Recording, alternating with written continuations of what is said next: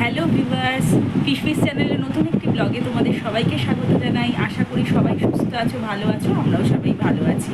তো আজকের ভিডিওটা বা ব্লগটা একটু অন্যরকম করার চেষ্টা করেছি। আমি আমার রান্নার থ্রু আমার একজনকে একটু ট্রিবিউট জানাবো, মানে আমার বড় পিসানকে বা বড় পিসামশাইকে বলতে পারো। আমার সাথে আমার বড় পিসানের খুব একটা ভালো বন্ডিং ছিল, পিসান আমাকে শাশুড়ি ডাকতো। যাই হোক, আমার পিসান 2019 সালে আমাদের ছেড়ে চলে গেছেন এবং যেদিন মারা যাওয়া 3-4 দিন আগে যখন হসপিটালাইজড হয় তখনও কিন্তু সেই দিনকেও পিসান রান্নাই করেছিল।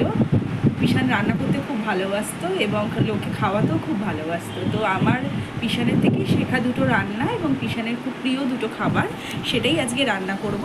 চলো তোমরা দেখতে থাকো, আশা করছি সবাই এনজয় করবে এবং ব্লগটা ভালো লাগলে লাইক শেয়ার কমেন্টের মধ্যে দিয়ে জানি। প্রথমে তোমাদের একটু আমার পিসানকে দেখিয়ে দিই। দেখো, খুবই দেখতে সুন্দর, ফর্সা, আর সবসময় সাদা ড্রেস পছন্দ করতো। তো যাই হোক, এই তো প্রথমেই পিসানের পছন্দসই এবং পিসানের হাতে আমার যেটা সবথেকে ভালো লাগতো সেটা হচ্ছে এই ভাঙাচোরা শুক্তো। ভাঙাচোরা শুক্তো বানাতে আমি ঝিঙে, পেঁপে, তারপরে বেগুন, বরবটি, কাঁচকলা, উচ্ছে সব কেটে নিয়েছি। সবই ঝিরিঝিরি করে কেটেছি। আর নিয়েছি হচ্ছে মাছের কণ্ঠার কাটা। এইবারে মাছ ভাজার তেলেই এটা করলে সব থেকে ভালো হয়। তো দেখো, মাছ ভাজার তেলের মধ্যে এটা করব। প্রথমে মাছ ভাজার কিছুটা তেল রয়েছে, সেই তেলের মধ্যে প্রথমে রাঁধুনি ফোড়ন দিয়ে দেবো। রাঁধুনিটা বেশ ভালো মতো একটু ভাজা হবে, বেশ গন্ধ বেরোবে, তখন আমি দেব উচ্ছেটা।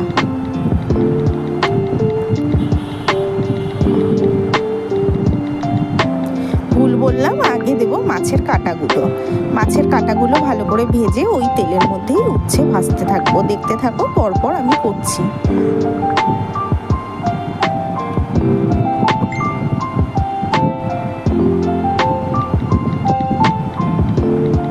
মাছের কাঁটাগুলো একটু অল্প করে হলুদ আর নুন মাখিয়ে নিয়েছিলাম। এগুলো হচ্ছে মাছের মাথার যে কণ্ঠার কাঁটাগুলো থাকে না, যার মধ্যে একটু মাছ থাকে, ওই কাঁটাগুলো। এখানে একটু ইলিশ মাছেরও কটা কাটা রয়েছে আর কিছুটা রুই কাতলা মেলানো। ভালো করে কাটাটা ভাজা হয়ে গেছে, সাইডে করে দিলাম কড়াইয়ে। আর সাইড থেকে তেলটার মধ্যে উচ্ছেগুলো দিয়ে ভালো করে ভেজে নেব। আমার পিসান তো সুগারের পেশেন্ট ছিলেন, তো প্রচুর তেতো জাতীয় জিনিস রোজ খেত। তো সেই জন্য উচ্ছেটা প্রত্যেক দিনকার খাবারের মেনুতে থাকতোই। তো তার মধ্যে এই শুক্তোটা ছিল প্রধান। দেখো, তোমাদের সাথে কথা বলতে বলতে উচ্ছেটাও ভালো মতো ভাজা হয়ে গেছে। এরপরে ওই পেঁপে আর বরবটি আর কাঁচকলা এগুলো পরপর করে দিতে থাকবো আর ভাজতে থাকবো। এই যে কাঁচকলাটা প্রথমে দিলাম, কাঁচকলাটা আগে একটু ভেজে নেবো।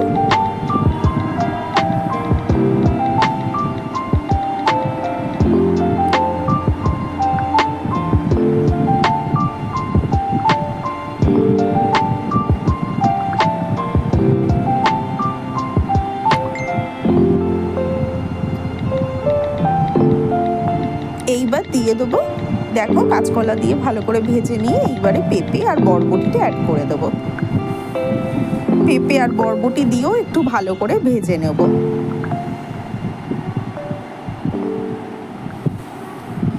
খুব সুন্দর করে ভাজা হয়ে গেছে। ঝিঙে, বেগুনটা এবার দিয়ে দিলাম।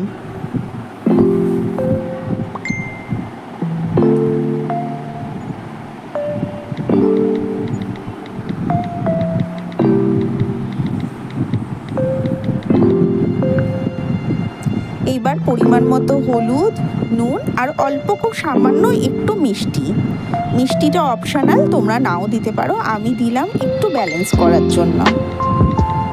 আমার পিসান অবশ্য মিষ্টি দিত না, পিসান দিত সুগার ফ্রি। যেহেতু আমাদের বাড়িতে কারো সুগার নেই, তাই অল্প আমি একটু চিনি দিলাম। এইবার এটা জল দিয়ে ভালো করে সেদ্ধ করে নিতে হবে, আর কিছুই দেওয়ার দরকার নেই। ভালো করে সেদ্ধ হয়ে গেলে একটু ঘেঁটে নেব। সবজিগুলো সেদ্ধ হয়ে গেলে ঘেঁটে না নিলেও ভালো লাগবে না, সব কিছু সুন্দরভাবে মিশবে না। দেখো, আমি সুন্দর করে ঘেঁটে ঘেঁটে দিচ্ছি।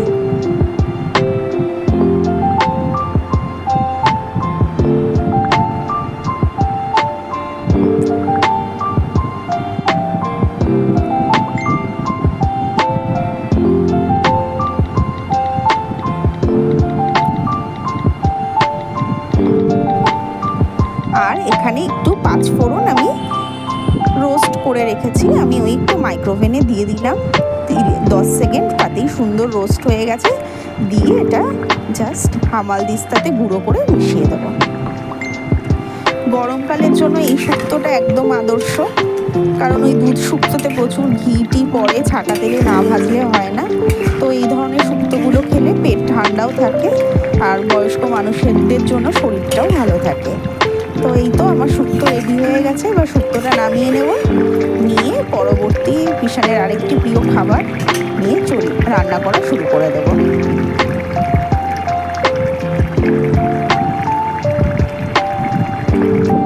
এটা হলো লোটে মাছ। হ্যাঁ, লোটে মাছও পিসান খুব কম তেল মশলায় খুব সুন্দর করে বানাতো। তো পিসানের রেসিপি ফলো করেই আমি আজকে করব। কি লাগবে একটু দেখে নাও। এখানে ধনেপাতা নিয়েছি, টমেটো, পেঁয়াজ, রসুন আর হলুদ গুঁড়ো, লঙ্কার গুঁড়ো, বাস।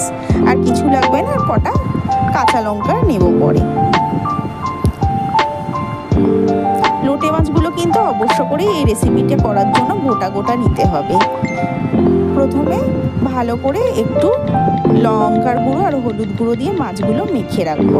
তার জন্যই একটা থালায় এগুলো নিয়ে নিচ্ছি।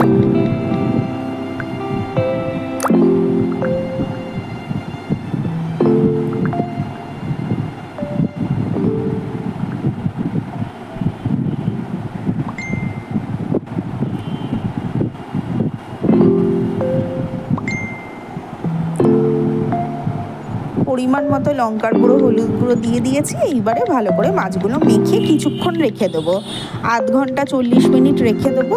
তোমাদের হাতে যদি সময় না থাকে তাহলে তোমরা সঙ্গে সঙ্গেই করতে পারো, কোনো অসুবিধা নেই। কিন্তু আমি অবশ্য করে কিছুক্ষণ মেখে রেখে দেবো, তারপর রান্নাটা শুরু করব।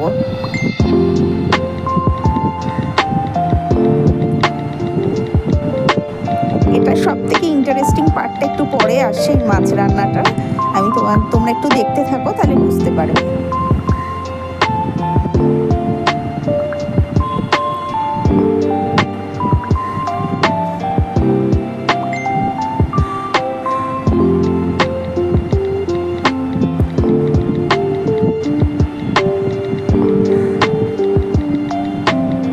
সুন্দর করে মাখা হয়ে গেছে, এবার রেখে দিলাম। আর আধ ঘন্টা বাদে এসে কড়াইয়ে তেল বসিয়ে দিলাম। তেলের মধ্যে প্রথমেই পেঁয়াজটা খুব ভালো করে ভেজে নেব।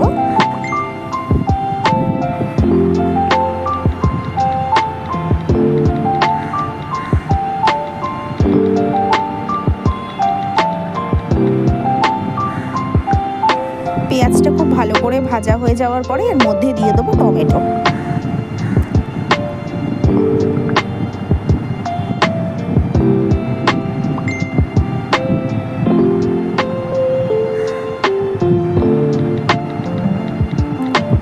টমেটোটাও দেখো ভালো করে ভাজা হয়ে গেছে। এবার থেঁতা করা রসুনটা এর মধ্যে অ্যাড করে দেবো।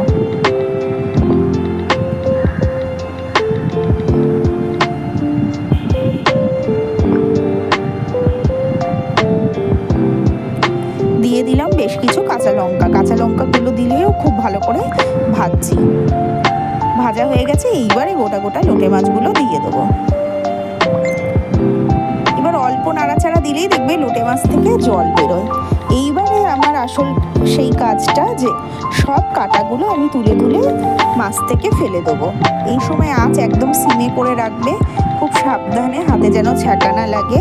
এটা করলে কি হয়, আমার পিসানের তো দাঁত ছিল না, মানে ওই সব দাঁত বয়সের সাথে যেটা পড়ে যায় সেটাই হয়েছিল। আর যে আর্টিফিশিয়াল দাঁত লাগালে পিসানের বমি পেত। তো সেই জন্য পিসান দাঁত ছাড়াই থাকতো, এবং সেই জন্য পিসান এই ধরনের খাবার খেতে গেলে মাড়িতে খুব অসুবিধা হয়ে যেত। তাই বুদ্ধি করে এই লোটে মাছের সব কাঁটা ফেলে দিত। আমিও এইটা পিসানের থেকেই শিখেছি। এই সময় আঁচটা হয় বন্ধ করে দিতে হয়, নালে একদমই সিমে রেখে আস্তে আস্তে ধৈর্য ধরে কাঁটাগুলো তুলে তুলে দেখলে তো আস্তে করে খুন্তি দিয়ে চাপ দিলেই কাঁটাগুলো বেরিয়ে চলে আসে।